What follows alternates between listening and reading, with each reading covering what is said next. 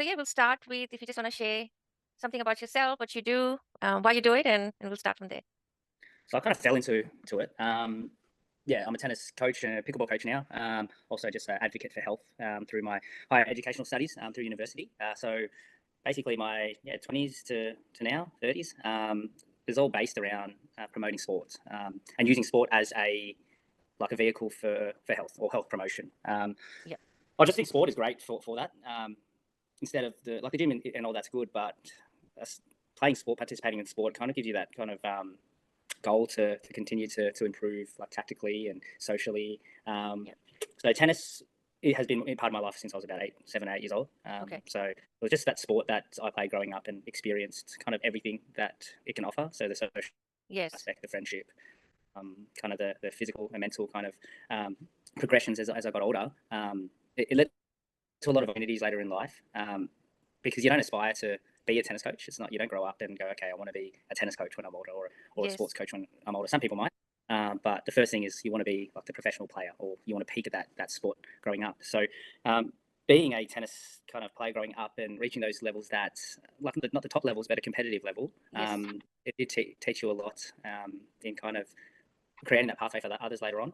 So did you find it was an easy decision for you to switch from like progressing with your competitive play to being a coach, or was there a particular moment, or I don't know I didn't how? know, no, not at all. I wanted to get away from tennis and kind of that competitive aspect because you always just question. There's more to life. Okay. I don't know, like maybe swimmers have a similar thing. Maybe tennis players have the same Yes, thing. you do read about Look, a lot of yeah, competitive.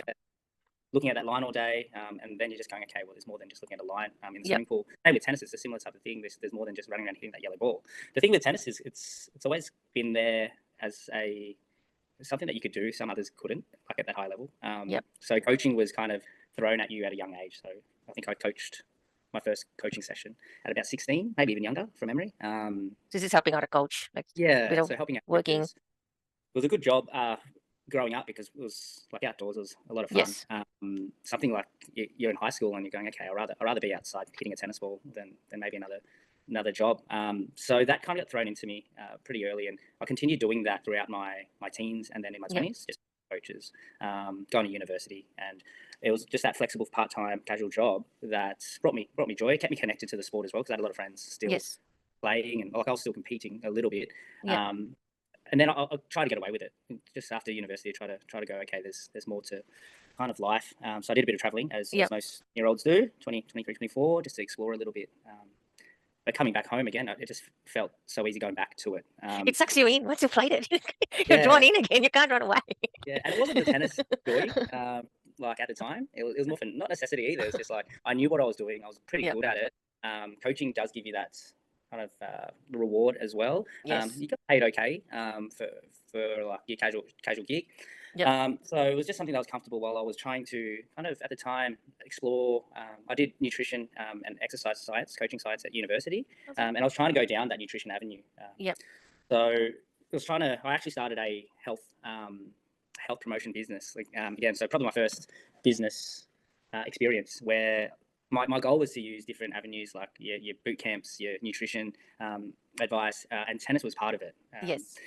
Anyways, tennis just was the most popular part of that program. So Oh yeah. yeah, So you've just pivoted. slowly enough, like I gave up on the nutrition side and the Yeah. exercise side. And then tennis grew overnight. Not overnight because I had networks already here, Yeah. but it was well, I needed to actually make a bit of money as a business, so Yeah. Yeah. I know what you're was saying. more priority, so I could Yeah. make a living. While I No, was doing that's that, great. while I was doing that, I was doing some more study in public health, which I was very kind of passionate about at the time. Yep. I ended up going overseas to do a bit of volunteering in Nepal and some of the countries in Asia and Eastern Europe. Just more for perspective for me, I was in that lost state of not I lost, hope but I was you. just trying to find meaning, like in life. It was really Yeah. like I super. hope you haven't been too disheartened with the public health. Yeah. It's a But big area.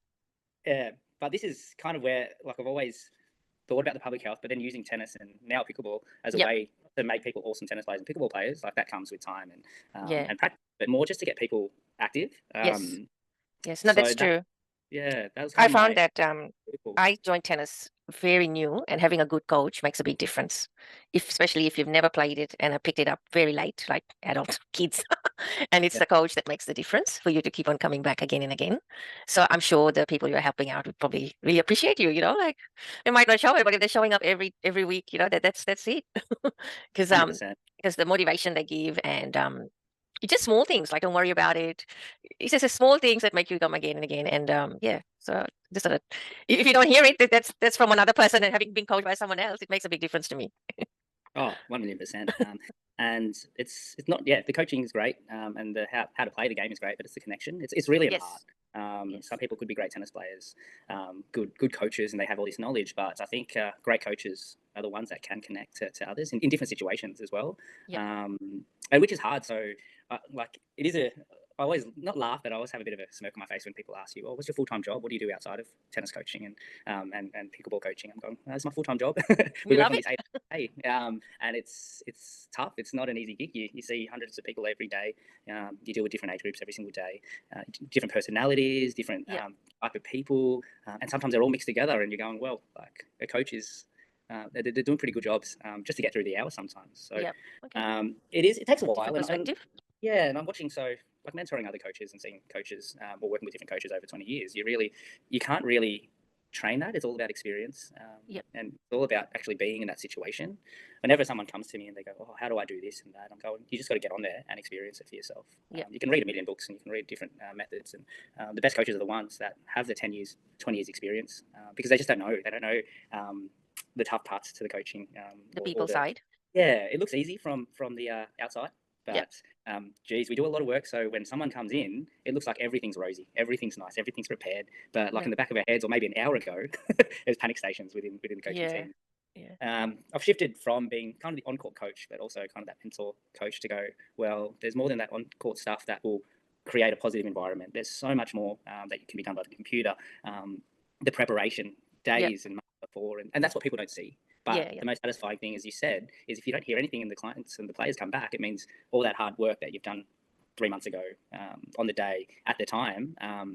Yeah, it's really, really rewarding. And as you Yeah. see the business grows and people playing more, you get to the end of the year. And I really appreciate our Christmas parties at the end of the year, because then you're going, well, that really just shows that people connect with Yes. not just me, but my whole entire team. Yeah. It becomes a community with social sports, and Yeah, and I think really, like you said, if people use that as a way to keep their exercise up, the fitness up, the community connections, it is all in. And I really believe that, because gym is not for everybody, and I'm in one of those people who'd yeah, happily join a game, whether it's badminton, tennis, pickleball, and just go in there and enjoy myself and know that I've met people. Some of the questions I get asked quite frequently, and is, what age group are you seeing with the pickleball and tennis? Like, often with someone who's never picked it up, there's this fear, but then with these things, the more you play, the better you get. So those yeah. first hurdles of someone hearing this, we go, okay, look, I've been hearing about pickleball, I'll go and give it a go. What are some of the steps you'd give for someone who's not very fit, or maybe hasn't played racket sport in a while? Yeah. So I'll give you a bit of a kind of a rundown with tennis and pickleball and Yes. the fuse together. So Yep. I don't see them as two different sports at the Okay. moment as a coaching mentality. I Okay. see them as kind of like a holistic racket and paddle sport. Yep. That's the way we run it, because they should work in tandem. Because tennis may not be for someone, pickleball may not be for somebody. Looking into the tennis, that's the one we've done most of our lives, for Yes. my life. You can start at any age. However, it is a lot harder, I've seen, for somebody that's a bit older that's never touched a racket before. Just because it is a tough sport, but again, good coaches can obviously help. If you do play at a young age, I've seen a lot of players later in life pick up the racket, and it's a lot easier. So if you've had that initial experience when you're a kid or you're a Yep. teenager, or even if you're young, players call me up. Well, not players, people who haven't played for a while. They go, "Oh, I played when I was in high school." Like, "Oh, I always get that. I always play high school." And straight away, I'm going, "Okay, you'll be okay." So Yep. don't stress too much. So basically, just join up and give it a go. Okay. The kids, that's kind of what's been promoted historically. So Yes. The pathway you for. grow up, play from 4 years old, and you go through your stages. So Yes. you can see the entry points for that. That's quite easy for the juniors. So this is where pickleball has come into play over the last maybe three years in Australia. Okay. It's been more popular around the world, where pickleball is kind of like it's the entry for pickleball is a bit easier for players that haven't played before a racket sport or a Yep. paddle sport. Just for the reason why the paddles are smaller, the court is smaller. Yeah. So I've seen players from ages 18 to 80, they join up and they're able to actually hit the ball, which sometimes on the tennis court they're not able to. Because it's a bit more First, fitness required running the length of yeah, the court.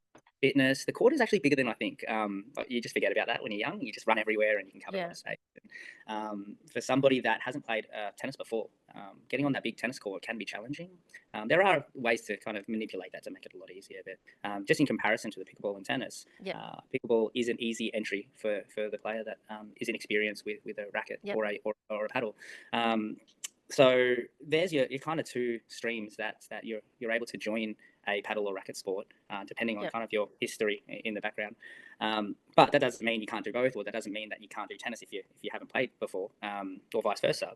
It just means that there could be a different pathway. And I'm kind of using pickleball at the moment to kind of start with that easier entry, and then later on they can stream off into tennis or paddle or one of those racket sports. So what's the difference between paddle, pickleball, and tennis? I just heard you use those interchangeably, or are they different things? So it's paddle and pickleball, kind of they're not new to Australia, but it's kind of the growing sports. Pickleball is the one with those like little bats that you play on the badminton-sized courts. And the ball is a bit more bigger with holes in it, right? Yeah, so pickleball's the one with the holes, and it's light. So that's the other reason why it's a bit easier to kind of pick up initially. It's slow when the ball's getting hit slowly. It's got that holes to slow it down. It's light, so people can control it with the small bats, and it's closer to your hand. So that's pickleball. It's big in America, so America's kind of started the sport, but now it's streaming over to all the other countries in Asia and Australia. Paddle is a European sport that has the walls, so it's like tennis with squash. Yeah, so it's got we don't have that here in Canberra. I saw that in one of the sports exhibitions, and so I was just curious to hear your take on it. Yeah. I'd love to play it. I actually haven't played it before. I've got a paddle, like I bought some just so I can muck around with tennis. It's a lot bigger. Yeah, so it's probably closer to tennis in regards to the movement because you've got to cover a bit more space. Yeah. Pickleball is maybe in movements a little bit more badminton because it's on a badminton-sized court. So, and then you've got table tennis as well, which everyone loves table tennis, but it's I couldn't do it. I don't know why. I couldn't do it. Yeah, just another paddle racket sport that people love. And that one is a more social sport. So not social, but like you can play that with friends a little bit more. So I'm looking at all these sports, these racket and paddle sports, and I'm just trying to pick out different, they're all got positives and negatives, but I'm trying to pick out the best parts of them and explore them and kind of implement them in our programs, which has been a pretty big success, and trying to put them all together so people have the opportunity to enjoy these racket sports instead of just watching it on TV. And what sort of age group do you get for, I think you kind of mentioned it with the tennis, there's the ones who have played before, but is the pickleball more of like, is there an average age you could give? Yeah, so I think it's kind of skewed towards the older. The controversial question, what's older these days? Who are you calling seniors? Older, just like kind of the ones with families now. Okay. I think it's changing a little bit. So I think pickleball, like it's kind of looked at before as kind of you're looking at your seniors. I don't think so. But not now. Yeah, not now. It's changing with a lot of. It's more in the media. It's very socials. It's a bit more active and looks colourful. So it's kind of gone down into kind of the teenagers and then stemming up from them. When I say family, it's the ones with kind of small kids or younger kids where the family can all play together, which is I'm finding quite fascinating. It's interesting. At the moment. I've had a lot of. So what age are they? The kids, like primary school? Yeah, 7 years old, 8 years old. And I'm getting more and more inquiries going, how can I play or do a session with my kid at the same time? And I've had to kind of rethink of kind of the programs that we run because you normally have your junior program, then your adult program, and then you kind of do it separately. As we're progressing and more people are getting interested of it, I'm getting more and more inquiries about, okay, can I do this with my kid? And now we're getting a lot of parents that are joining pickleball with their teenage kids. So teens is missing. You've got to get teens in too. I've been trying to solve this issue for years. How do we keep? I have a lot to learn from you. How do we get, especially girls? How do we get the teens girls playing sport? I don't care what sport it is, but pickleball so far has been kind of the most successful program that has continued getting kids in at that older bracket that if they haven't played tennis before. Because it's easier. It's easier. The dropout for teenagers and teen girls is well documented. But looking through all these sports that we're kind of running at the moment, we're going pickleball is that sport that ticks those boxes for the teens, and we're starting to see more and more players or students going, well, let's give this a go, not with my peers, but with my mum or dad, which is fascinating. And I'm going, okay, well, there's something here because I don't get that regularly with parents. I think there's a skill gap between like a parent that is decent at tennis and a kid that's kind of okay at tennis. They don't mesh well, or they don't play as well in a group situation compared to kind of pickleball, where the skill gap is a little bit smaller. It's not dictated by power. It's not dictated by kind of like that strength that a parent might have compared to a kid. Saying that, some kids are guns and they smash their parents. Yeah, they probably enjoy it. The parent can't even play with the kids. So with pickleball, the skill gap is close, and it's really fascinating to see. that kind of come into play, and it's something that I'm going to continue to kind of advocate over the next year or I so. see a lot of queries about things for teens, whether it's badminton or tennis. Saying I need something for my teens, and not many places are providing teen socials. And I think a lot of the teenagers drop out of competition. This is my observation: is with high school, the academic commitment that's required. So then they just don't want the stress from that because there's enough stress from studies. So it's a social outlet where it's not as stressful. So that's what I think. So if you had to suggest some exercise tips or for people to avoid any injuries or anything, that's another one I get asked. If I do a poll in some of the forums, is injury avoidance, or if I've got a particular injury, can I do this sport? Do you have any comments on that? So injury in I regards think to if I pickleball? want to start pickleball or tennis, Yeah, how can I avoid it? Like, can they do some pre-prep before coming to you, not like really. stretching or things like that, or I don't know? Yeah, basics. Yeah. I have had that like a few people inquire, going, okay, I've got like a bad like shoulder or a Yes. bad ankle, and Knees. obviously it's bad. Like you have to, and you can't participate. Just don't play. Like that. That's as simple as that. But the person will know that. Yep.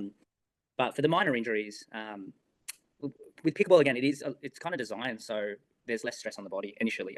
Obviously, if you get into a bit more elite part of pickleball, everything's stressful at the professional level and the elite level. But as an entry point and participation point, I think pickleball is that sport that you're able to join and test the body out slowly. Whereas tennis, you're forced to run a little bit further, you're forced to swing a bit harder, you're forced to kind of do bigger movements, which again, I'm doing a little bit more pickleball for that reason for myself, because my calf, I've never had an issue with my calf before, but as I got older, playing tennis did put a bit more strain on my body at that level where you're running fast and you're trying to hit the ball hard. So mentally you want to try to do it, but your body is probably not trained up to do it. Pickleball, I haven't really been injured, and I haven't had to train as much as tennis. But again, I was kind of using pickleball so I can lead back into tennis as well. So get to that fitness, so I can do the bigger movements and the more powerful movements. So in regards to just your injury, like everyone knows their body, but I think pickleball is kind of tailored to ease you into it, to test your body out a bit more slowly, especially if you're playing doubles. So tennis, if you think about tennis, you think more singles tennis. So whenever you see it on TV, the one that's more celebrated is your singles champion compared to the doubles, which I love doubles, but that's what you see. Pickleball, paddle, I think paddle, like again, I can't really speak more paddle. That is just doubles. Pickleball, you do I didn't know that. doubles. Yeah, I'm pretty sure, but pickleball, you got doubles and singles, and kind of doubles is just on par, like it's as prestigious as the singles, which kind of opens up that social kind of, not acceptance, but like it's cool to play doubles. It's cool to have fun with somebody else. Yes. It is a different sport, singles and doubles in pickleball, but that does allow one with another person.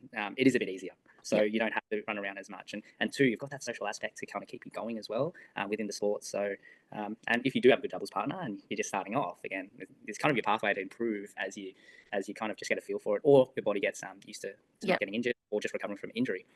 So again, it's really fascinating. It's still quite new to me, this pickleball sport, doing tennis for so long, but I can still see it as the same program. It's just a different like offering, just another different racket offering. Question: how long should someone expect, if they've never done pickleball, to keep going and then see a marked improvement in like their own personal expectations of playing the 4 weeks more?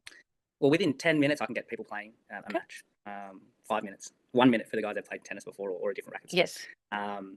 I've watched some, so we've been running for about a year. I've watched some players who started day one on us, with us, and then a year later, and the improvement has been crazy. It's been so good. Within a term, I've seen crazy improvement with players that have never played a racket sport before. Within 2 weeks, I've seen already an improvement. Them playing matches, them actually understanding some concepts, and it's just because they hit thousands of balls in a session. That's great. So that's really good experience, just consistent repetition and just ball hitting, paddle. In 5 minutes, they hit over 200 balls if you teach it right, if you have the right process. So regardless of me saying anything, them just hitting 200 balls in a row, or not in a row, but in 5 minutes, or they've improved so much. Where some other sports may be too hard to do that. Whenever you hit 200 tennis balls in 5 minutes, it's unless I've got a lobster throwing it at me nonstop. Well, you can fit 100 balls and you can pick them all up. Yes. So yeah, thank you. It's fascinating. Yeah. For sure. And just, have you got any questions of me, or anything you want to share, anything exciting happening?